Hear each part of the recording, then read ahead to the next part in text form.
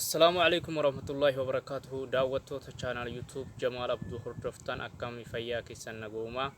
Mee harragaa obboleeyyan ka harraa gara viidiyootti yookaan karaa chaanaalii keenyatti dhufeetiin jira.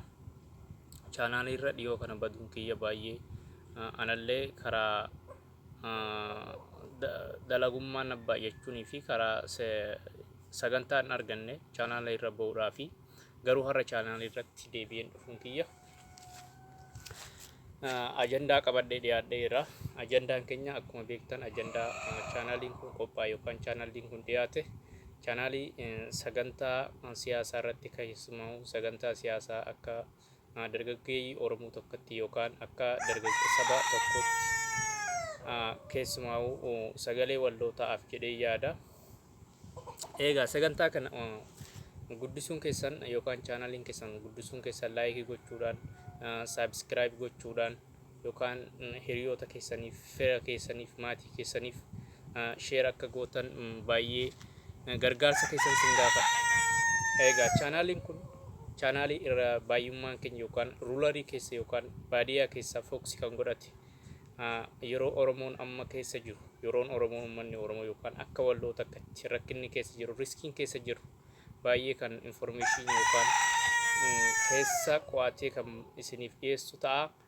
Yaada keessan koomentiidhaan yookaan yaada barbaadaniin gara feetaniin karaa keenya karaa feesbuukiin iftuu kan jedhu iftuu galata kee kan jedhu yoo ilaalta agartan achiin peejii keenya irrallee poostii goonaa karaa sanitiin illee karaa gabaabaan akkasii dhufu flow gochuudhaan karaa gabaabaadhaan akka viidiyoon keenya yeroo asiif gadhiifne taraa gabaabaatti akkasiin bira dhufu kana gochuudhaan sagantaa keenya hordofuuf baay'ee karaa salphaadhaan akka hordofuu dandeessan flow gochuudhaan karaa feesbuukiitiin yookaan karaa yuutuubiitiin like subscribe gootanii karaa viidiyoon keenya yeroo asiif gadhiisne yeroo gabaabaa keessatti yuutuubii keessan irratti liiviin ta'e yeroo asumaallee gadhiifne isin bira gahuu danda'a jechuu kiyya.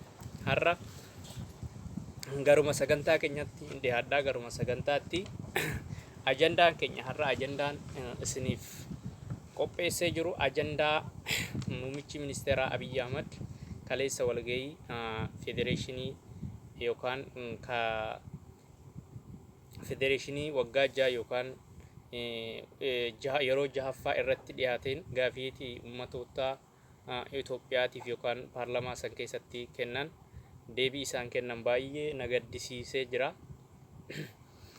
Biyya Itoophiyaa jedhamtu akka amma biyyoota keessaa biyyoota gurguddaa kan akka Ameerikaa jechuudha, kan akka Chaayinaa, Kanaadaa, Awustiraaliyaa biyyoota kana keessaa baay'ee ekonomiidhaan yookaan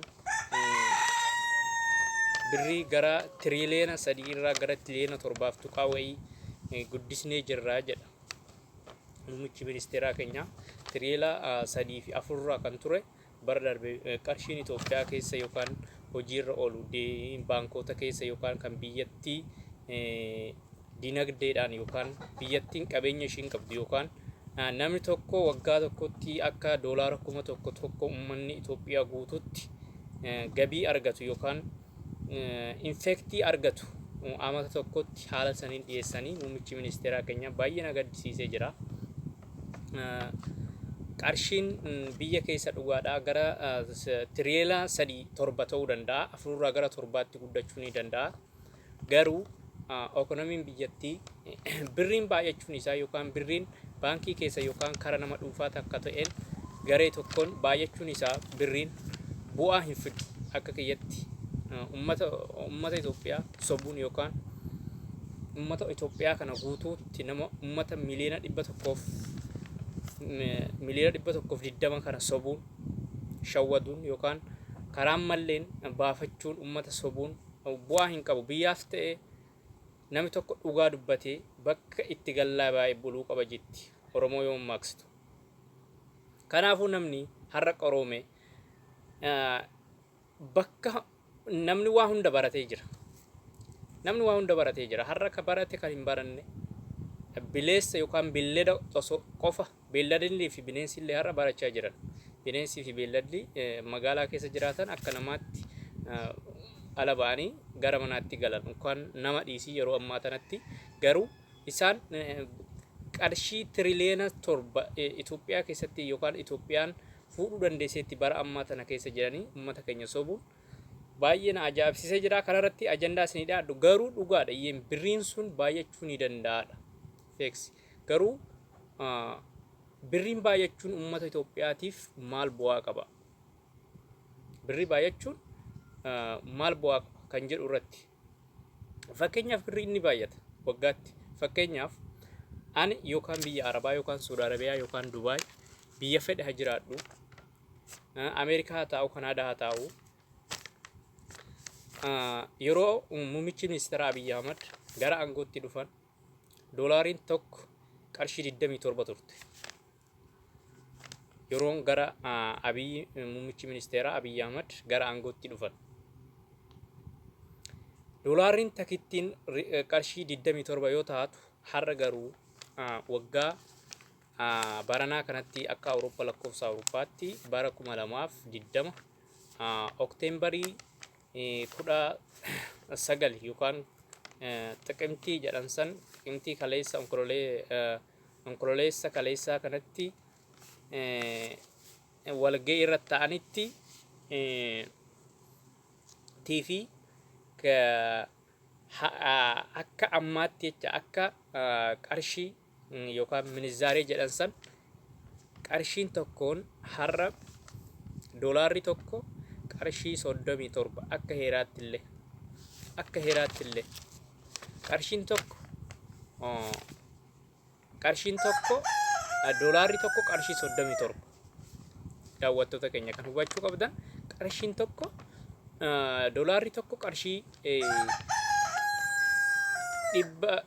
37 namni akka heeraatti akka mootummaatti akka heera sharafa mootummaatti yoo baankii dhaqxe yookaan birri kan kee biyya Awurooppaa taate gara Itoophiyaatti doolaarii 100 naqattu qarshii 3,700 sii dhufe jecha karaa baankiitiin. Garuu namni irra baay'een diyaaspooraan ta'e abbaan fedhatee namoonni illee gara biyya keessaa gara biyya alaatti daldalan karaa gara heeraatiin namni maallaqa karaa baankiitiin sharafatu hin jiru. Yoo jiraates harka 100 keessaa harka tokkittiidha.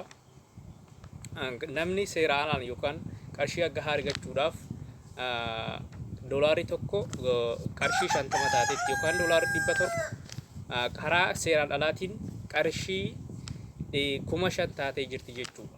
Doolaarii sanuu saantimii irratti ida'ama qabdi saantima wayiiti. Garuu gabaabumatti doolaarii 100 qarshii 5,000 ta'ee jira.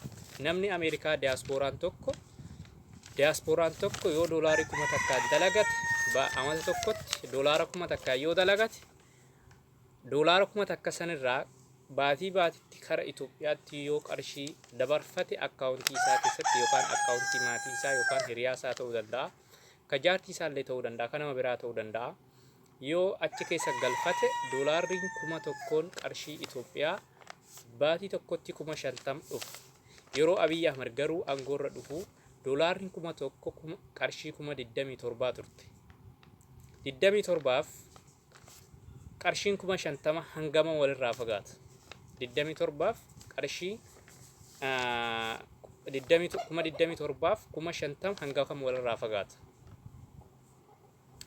Qarshii 23,000tiin irra caalee jira jecha amata lama keessa ergaa muummichi ministeera Abiy Ahmad gara aangootti dhufanii qarshiin 23,000 irratti dabalateera jechuudha. Akkuma doolaarii 1,000 minizaariin doolaarii 1,000 irra jechuudha. Daawwattoota keenya kan asirratti hubachuu qabaattan ummanni kamiyyuu diyaasporaa ta'e namoonni biyya Arabaallee jiraatan ka biyya Arabaallee baqattoonni biyya Arabaa keessa jiraatanii baatii baatiitti dalagatanii faa karaa akkaawuntii maatii isaanii yookaan karaa akkaawuntii isaanii irratti baatii keessatti maallaqa galfatan karaa kanaan illee kan biyya Arabaallee dabalatee jira, ka doolaaraallee dabalatee jira. Qarshiin isaanii sun baankii keessatti ergaa dabalame amata tokko keessatti diyaasporaa yookaan warroonni biyya alaa jiran maallaqni isaanii sunillee yoo herreegame gara tiriliyoona tokkollee dhufuu ni danda'a. Kun dhugaadha. Ida'amuu danda'a. garuu jijjiirama mootummaa osoo hin taane kufaatii biyya keenyaati. Daabboon takittiin Itoophiyaadhaa qarshii 20 bitatta. Qarshii 20. Daabboo takittii. An biyya Ameerikaatti dhaqeellee yoo arguu dhabe information akkan qabutti doolaarri takittiin